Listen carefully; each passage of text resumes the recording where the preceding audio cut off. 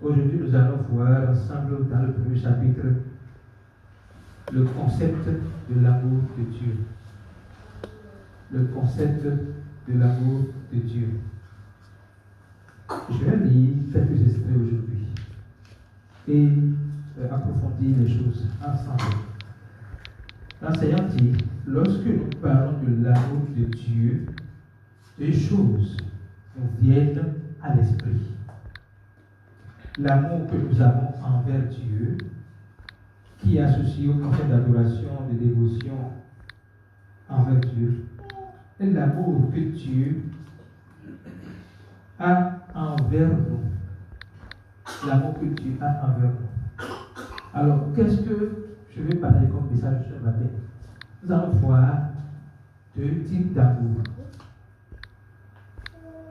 ou deux manières d'aimer. Il y a l'amour que Dieu a envers nous et l'amour que nous avons envers Dieu. Je vais établir une fondation et je prie le Seigneur que cette fondation soit solide dans notre cœur.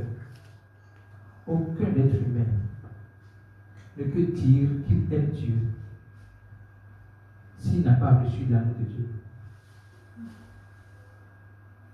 Aucun être humain ne peut dire qu'il aime Dieu si au préalable il n'a pas reçu de Dieu son amour. Romains 5, verset 8. Non, Romains 5, verset 5. S'il vous plaît.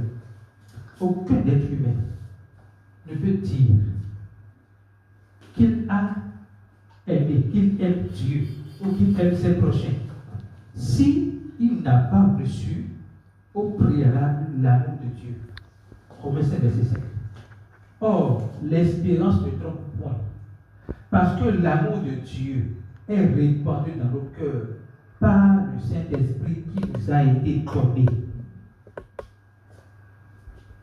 L'espérance ne trompe point. Les gens disent, oh, ça, il y a quelque chose qui a été dit avant. Remontons le verset, s'il vous plaît. Remontons.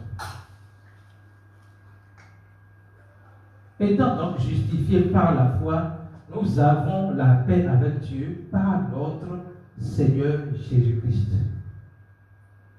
Ici, Paul est en train de révéler aux croyants, ceux qui ont cru que Jésus-Christ est mort pour le péché, il a été ensuite ressuscité, ce que cela signifie. La première chose que ça signifie, c'est que nous sommes justifiés par la foi. Alléluia.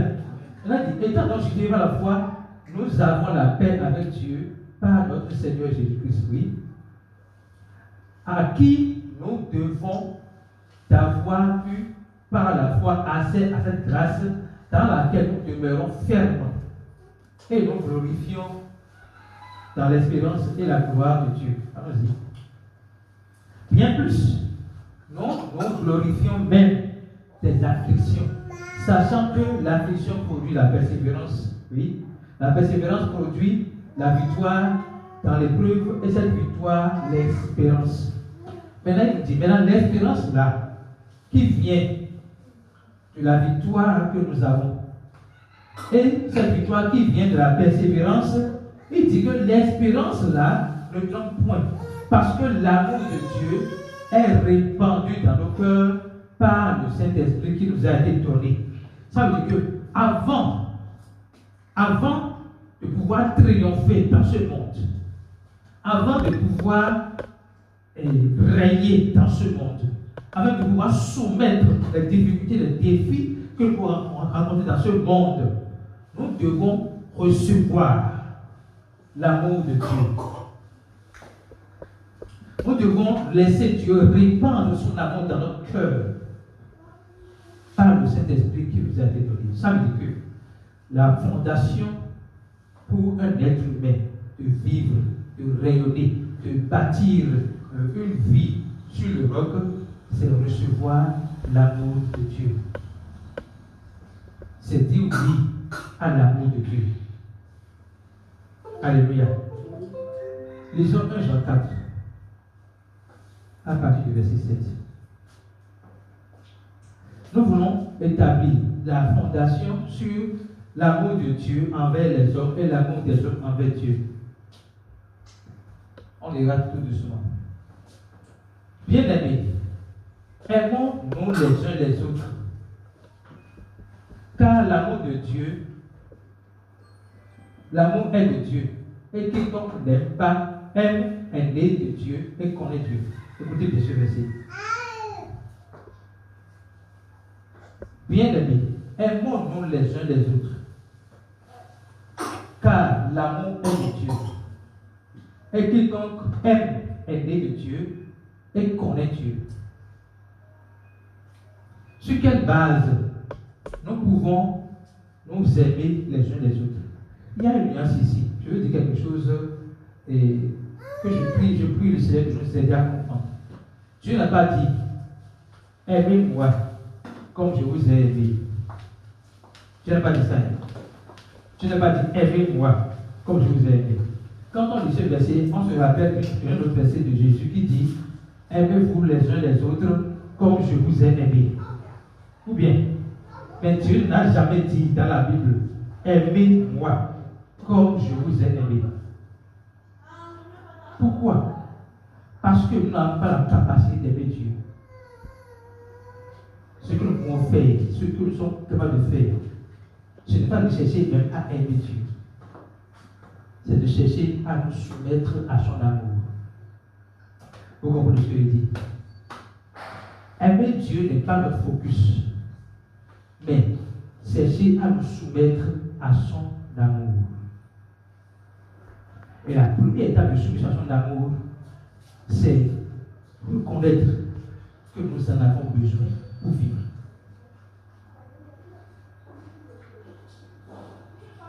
Il fait grâce aux humbles. Pourquoi Dieu dit qu'il fait grâce aux humbles? Les humbles sont ceux qui pensent et qui croient que par eux-mêmes, ils ne sont capables de rien faire. Ils ont besoin d'une aide venant de Dieu. Et l'aide que Dieu donne, par-dessus tout, c'est son amour. Et quand il dit, quand on parle de l'amour de l'homme envers Dieu, on doit voir cela sous l'angle de la soumission à l'amour de Dieu.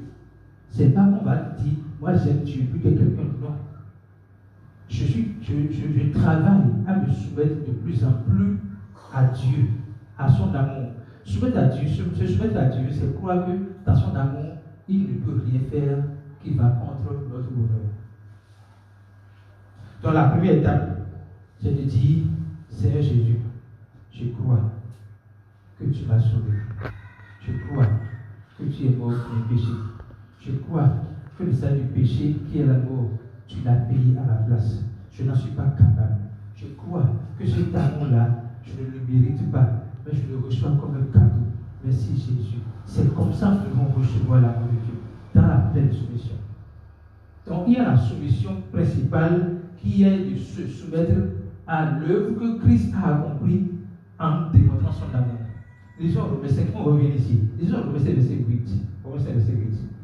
Vous savez, la soumission à l'amour de Dieu, c'est reconnaître que la main de Dieu a démontré son amour pour nous. Écoutez. Mais Dieu prouve son amour envers nous, en ce que lorsque nous étions encore pécheurs, Christ est mort pour nous. Dans le verset, lisez le verset 7 s'il vous plaît. Je vais dire quelque chose. Jésus dit quelque chose avant de conclure ceci. À peine mourrait-on pour un juste. Quelqu'un pourrait, peut-être mourrait-il pour un homme de bien.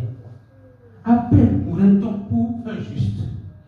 Quelqu'un, peut-être mourrait-il pour un homme de bien. Qu'est-ce que cela signifie? À peine je suis capable de dire, je donne ma tête à couper pour mon enfant. Je crois que l'enfant est juste, l'enfant n'est pas fait. Mais je ne prendrai jamais le risque de dire, je donne ma tête à couper. Pourquoi? Parce que je ne sais pas si au moment où on l'accusait, il a fait vraiment la chose pour laquelle on l'accusait. Donc, risquer de donner ma tête à couper, c'est accepter de mourir pour une faute que lui a commise. Alléluia. Mais Jésus, conscient que nous sommes pécheurs, fautif, condamné, condamnable, accusé, accepte de porter le fardeau de la condamnation sur lui. En prouvant, il démontre son amour par sa mort. Aucun ami dans ce monde ne peut mourir à votre place. Impossible. Il peut vous aller n'importe comment. La plupart du temps, les gens qui disent qu'ils aiment quelqu'un, lorsque la personne meurt là, est-ce qu'ils entrent dans le tombeau avec la personne pour montrer qu'ils ont aimé la personne? Non. Jésus a montré, nous a démontré un amour qui dépasse la conception, la compréhension, la perception que l'homme a de l'amour de Dieu. Ok? Donc la première étape, c'est reconnaître que j'ai besoin de l'amour de Dieu pour vivre, pour avoir le salut, pour être acquitté de mes fautes, pour être pardonné éternellement, pour être libéré de la condamnation. Je reconnais cela, c'est la première étape. La seconde étape de la soumission à Dieu, c'est notre manière de démontrer notre reconnaissance pour son amour. Vous comprenez ce que je dis? Se soumettre à Dieu, c'est démontrer notre reconnaissance pour l'amour de Dieu. C'est dire à Dieu, j'ai confiance en toi. Si tu me demandes de faire telle chose, je le ferai, même si je ne comprends pas tout. Je le ferai. Je le ferai même si ça me fait mal, je le ferai. Je le ferai même si ça brise mon ego, je le ferai. C'est ainsi que nous pouvons démontrer à Dieu que nous l'aimons. Mais a priori, lui ne nous demande pas de l'aimer. Soumettez-vous à Dieu. Résistez au diable et il fuira de vous. C'est tout ce qu'il nous demande. Soumettez-vous. Sa soumission est une forme de croyance, de conviction, que même si je ne comprends pas, je le fais. Alléluia. Vous comprenez ce que il dit? Revenons maintenant dans 1 Jean 4, verset 7. On va poursuivre. Il dit, bien-aimés, aimons-nous les uns les autres. Car l'amour est de Dieu. Et quiconque aime est né de Dieu et connaît Dieu. Quand la parole dit quiconque aime est né de Dieu et connaît Dieu, il est en train de parler de la personne qui a reçu Dieu, l'amour de Dieu en son cœur, et qui démontre cet amour envers les autres. Je vais avoir une Bible là. J'ai besoin de Bible, s'il vous plaît. Il a dit, je vais rapidement. Donc, il dit, la personne qui démontre Dieu, qui démontre l'amour de Dieu qu'il a reçu. La personne qui dit, il connaît Dieu. Connaître Dieu, ce n'est pas une question d'un instant, c'est une question d'éternité. C'est toute la vie qu'on cherche à connaître Dieu. Ok? Mais la personne qui manifeste l'amour de Dieu, plus il manifeste l'amour de Dieu, plus il y a une révélation profonde de l'amour de Dieu. Plus, pendant qu'il peut se fâcher, il s'énerver, prendre position, plus il commence par se laisser à l'amour de Dieu, il a une révélation plus grande de cet amour-là dans son cœur. Parce que sans l'amour de Dieu, il ne peut pas aimer. Vous comprenez ce que je dis? Sans l'amour de Dieu, il ne peut pas aimer. On ira toujours, on va voir dans toujours Jean 1 Jean 4, un verset qui va vraiment nous aider. La parole dit que nous l'aimons. Pourquoi? Parce qu'il nous a aimé le premier. Voilà, mettez le verset s'il vous plaît. Nous l'aimons parce qu'il nous a aimé le premier. Je peux voir le verset là-bas.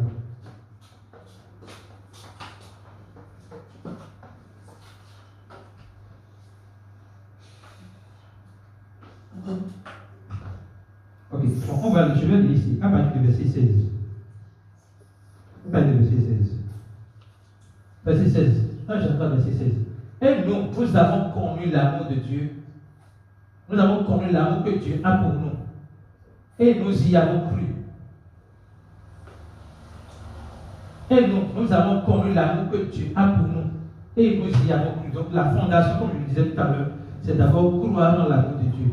Deuxième chose, Dieu est amour. Et celui qui demeure dans l'amour demeure en Dieu et Dieu demeure en lui. Continuez le verset, s'il vous plaît. On va voir quelque chose. Tel qu'il est, tel nous sommes dans ce monde. Et ce n'est qu'en cela que l'amour est parfait en nous, afin que nous ayons de l'assurance au jour du jugement. Alléluia. Continuez. La crainte n'est pas dans l'amour, mais l'amour parfait bannit la crainte, car la crainte suppose un châtiment, et celui qui craint n'est pas parfait dans l'amour. Écoutez, ce verset, on doit comprendre cela. Vous savez, quand on fait des erreurs, on a peur. C'est naturel, c'est même normal, mais ce n'est pas spirituel. On peut avoir peur de ce que nous ne sommes pas un exemple devant les hommes. Ok? Mais on ne peut jamais avoir peur de ce que Dieu ne nous aide plus. Vous comprenez ce que je dis? On peut avoir peur de ce que je ne montre pas aux hommes que je suis de Christ. Mais on ne peut jamais avoir peur parce que on a peur que Dieu nous châtie, que Dieu nous frappe par une maladie, que Dieu nous frappe par un accident, que Dieu détruise notre business. Jamais.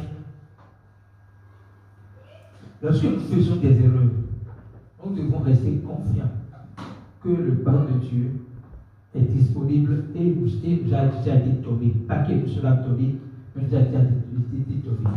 Donc nous devons nous reposer dans cet amour de Dieu qui ne nous juge pas, mais qui vient nous justifier. Plus encore, qui vient donner la force de nous relever de notre faute.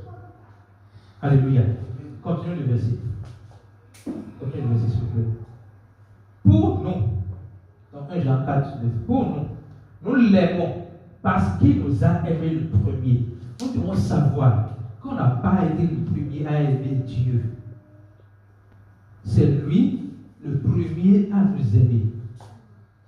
C'est lui qui a dit, qui a vu notre condition et a pensé que nous avons besoin de son amour pour nous relever. Nous avons besoin de son amour pour passer de la mort à la vie. Nous avons besoin de son amour pour quitter les ténèbres et entrer dans sa lumière. Nous avons besoin de son amour pour être délivré du joug de la religion afin de marcher dans sa grâce. C'est lui qui a vu ça. Et quand dès lors qu'il a vu, il a pris sur lui de nous donner cet amour. Alléluia. Verset suivant. Verset suivant, s'il vous plaît. Si quelqu'un dit j'aime Dieu et qu'il haïsse son frère, c'est un menteur. Car celui qui n'aime pas son frère qu'il voit, comment peut-il dire qu'il aime Dieu qu'il ne voit pas? Celui qui aime son frère dit qu'il aime son frère. Celui qui n'aime pas son frère qu'il voit, comment peut-il dire qu'il aime Dieu qu'il ne voit pas? Autrement, la manière de démontrer qu'on aime Dieu, c'est quoi? Je vais une réponse intéressante. C'est d'aimer son prochain. La manière de démontrer qu'on aime Dieu, c'est d'aimer son prochain.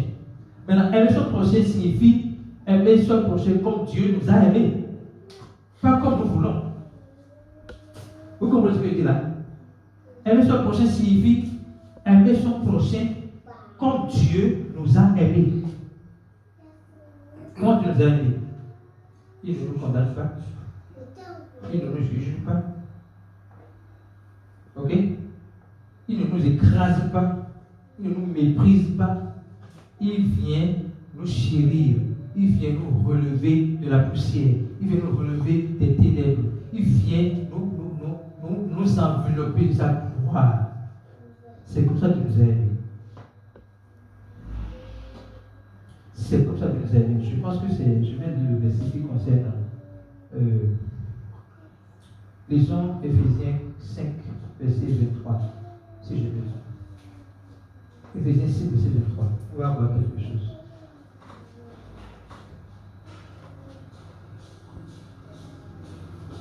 Très bien. Car le mari est le chef de la femme, comme Christ est le chef de l'Église, qui est son corps et dont il est le sauveur. Verset suivant. Oui. Or, de même que l'Église est soumise à Christ, l'Église est comment? Soumise à Christ. Les femmes sont aussi soumises, doivent l'être à leur mari en toutes choses. Oui. Verset suivant. Marie, aimez vos femmes comme Christ a aimé l'Église. Donc c'est à Christ de nous aimer. Hein? Et s'est livré lui-même pour elle. Oui? Oui? Afin. On reprend le verset. Vous tournez un peu en arrière. Verset 5. Marie, aimez vos femmes comme Christ a aimé l'Église. Et s'est livré lui-même pour elle. Comment tu as démontré son amour pour l'Église, son épouse? Il s'est livré lui-même. Ok? Deuxième chose, oui? Vas-y, suivant. Afin de la sanctifier. Donc, le but de notre amour, le moment où nous avons démontré notre amour aux hommes, c'est dans le but de ce qui suit maintenant. Afin de la sanctifier par la parole, après l'avoir purifiée par le baptême d'eau. Continuez. Afin de faire paraître devant lui cette église glorieuse, sans tache, ni ride, ni rien de semblable, mais sainte et irrépréhensible. Le but de notre amour envers les hommes, dans le but de démontrer que nous aimons Dieu, c'est de les aimer dans le seul objectif de les sanctifier par la parole de Dieu. Le seul objectif de faire en sorte que lorsque on va travailler sur eux par l'évangélisation de disciples-là, qu'ils puissent paraître devant Dieu sans tache, ni ride, ni rien de semblable. Donc le but de notre amour pour les hommes, c'est de les rendre parfaits. Ce n'est pas de louer leur imperfection. C'est de démontrer l'amour de Dieu au point où ils commencent par révéler l'amour de Dieu en eux au dehors. Donc la première étape pour démontrer l'amour de Dieu, c'est les sanctifier par la parole. Et comment ça se passe? Par l'évangélisation. Ok? Par l'évangélisation, on communique l'amour de Dieu dans le cœur. S'ils n'ont pas assez pour prêcher l'évangile, ou même s'ils n'ont assez tout par l'évangile, nous devons continuer à prier Dieu pour qu'il envoie sur son chemin, ou sur le chemin, des personnes qui vont leur communiquer l'évangile, afin qu'un jour, ils puissent recevoir cet évangile et que l'amour de Dieu soit déversé dans leur cœur. C'est de cette manière qu'ils sont capables de pouvoir démontrer l'amour de Dieu au travers des enseignements de disciples-là qui révèlent leur identité, autorité et responsabilité en Christ. Alléluia. L'auteur fait également savoir que l'amour de Dieu, l'amour des hommes, je vais le laisser faire. Il dit, les émotions, les conditions et les sentiments sont les fondements de l'amour humain. Ici, on met l'accent sur l'amour humain qui n'a pas reçu encore l'amour de Dieu. Ok? Nous basons notre amour sur la façon dont nous nous sentons. C'est pourquoi vous pouvez ressentir de l'amour pour quelqu'un maintenant et plus tard ressentir le contraire.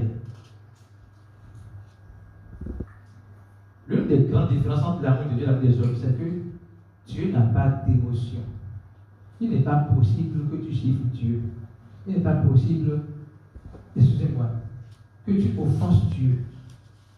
Il n'a pas d'émotion, il est esprit. Nous sommes esprit, âme et corps. Dieu est esprit au singulier. Donc ce n'est pas possible de toucher la sensibilité de Dieu. Impossible. Cependant, l'homme qui a reçu Christ doit travailler à dominer ses émotions et à faire soumettre ses émotions à l'Esprit de Dieu en lui. Donc, il dit, c'est pour cela que vous pouvez ressentir de l'amour pour quelqu'un maintenant et plus tard ressentir le contraire. Nous vivons dans une société où le taux de divorce est très élevé. Les maris et les femmes qui étaient une fois amoureux l'un de l'autre ne le sont plus. Pourquoi? Parce qu'il est possible de faire confiance en l'amour humain. La fondation de l'amour entre un homme et une femme dans un mariage n'est pas l'amour humain. Vous comprenez ce que je dis? La fondation de l'amour entre un homme et une femme n'est pas basée sur l'amour humain. Si vous bâtissez votre mariage sur l'amour humain, clair que ça va s'écraser. Vous devez bâtir votre amour, votre mariage sur l'amour de Dieu. Si votre mariage est bâti sur l'amour de Dieu, donc sur le roc, c'est difficile que ça va s'écraser. Pourquoi? Parce que chaque fois que les difficultés vont venir, les conflits vont naître, vous allez voir Christ et non le conflit. Comment Christ peut gérer ça? Si Jésus-Christ était toi, docteur Boris, comment vous allez gérer ça? Donc, quand tu vois Jésus dans l'action, tu comprends que tu ne peux jamais faire ce que tu penses faire. La femme, la même chose. Si Jésus-Christ était à ma place, par rapport à l'offense que je viens de recevoir, comment allait-il se conduire? Ce n'est plus, je vois mon sentiment, il m'a offensé, il m'a énervé, et non. La réflexion va au-delà de ça. On voit Christ, on voit l'amour de Dieu. Mais Dieu m'a aimé, sans condition, sans me juger, il m'a pardonné. Est-ce que je suis capable de pardonner aussi? Oui, parce que l'amour de Dieu a été répandu dans votre cœur par le Saint-Esprit qui vous a été donné. Alléluia. Amen. Vous devez donc savoir que la différence entre l'amour de Dieu dans les hommes, c'est que l'homme ne peut pas aimer sans recevoir préalablement l'amour de Dieu. Première chose, je suis en train de montrer comme ça. Deuxième chose, l'homme doit d'abord s'aimer avant de décider d'aimer les autres.